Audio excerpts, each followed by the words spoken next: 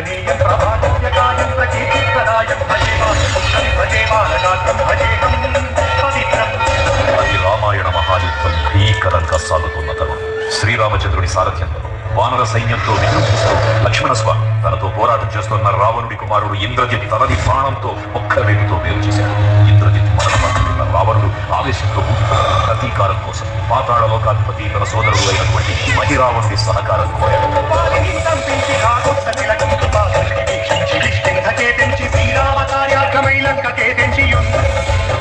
ఆ జీవి మకరధ్వజుడు అని మహాసముద్రాన్ని దాటుతుందని నీటిలో పడ్డ వేదవిధుడు ఒక మొసలి గ్రహించడం వల్ల జన్మించాడని తెలుసుకుని ఆశ్చర్యపోతారు